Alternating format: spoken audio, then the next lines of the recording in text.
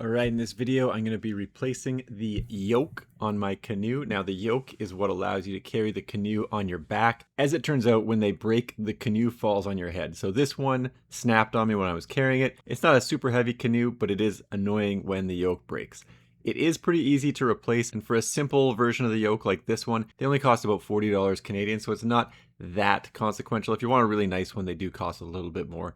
So for this, and probably most of them, there are two bolts that hold the yoke in place, and those bolts have a nut and a washer on the back side of them to help clamp the yoke in place. So it is pretty simple to get these off. In the case of this canoe, the bolts are deceptively long. I probably should have used a drill, but anyway, with the screwdriver up top and an 8mm socket for the back side of this, it's pretty easy to get these off. It only takes a few minutes. But if you're running longer bolts, as is the case here, using a drill up top would really speed up the process. And there is a decorative washer on the top of these in my case, but that might not be the case in all canoes. Now, this is the biggest thing. When you measure this, you want to cut an equal amount of wood off of both sides. So I've laid the old yoke on top of the new yoke, and I've made sure that it's centered. If you just cut one side of the new yoke, you're going to be off-centered, and basically you're going to have ruined the yoke. So you need to cut an equal amount off of each side. You could also just measure it off the canoe and cut that. Because I was happy with the size of the old yoke, I'm going to use that as my template.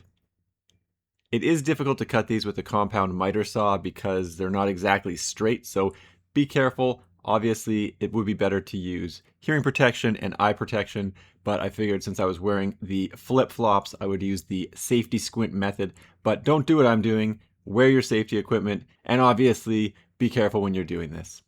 I found that the yoke wouldn't necessarily stay in place because it would drop down into the canoe, which is why I'm using a bar clamp to just squeeze the canoe a little bit so that the yoke stays in place while I'm drilling it and while I'm screwing it down.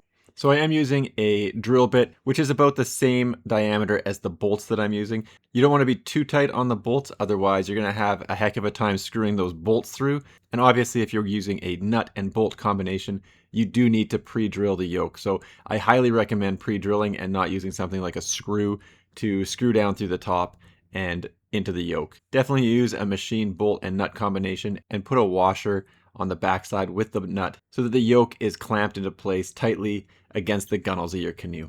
So more of the same, using the screwdriver up top. Again, a drill would have been better based on the length of the bolts that I'm using. And once the bolt starts poking through the backside of the yoke, I take the washer, I take the nut, and I start putting the washer and the nut on at the same time. So the whole process took about 45 minutes to complete. You need some tools to do it. You don't want to do this when you're out on a canoe trip, but overall, doing it at home is pretty fast and easy. So if you have a pretty dicey looking yoke on your canoe, it may be best to replace that while you're at home and not wait until it breaks on a canoe trip. And that's what it looks like on the underside of the yoke. Anyway, thanks for checking out my video. Don't forget to like and subscribe.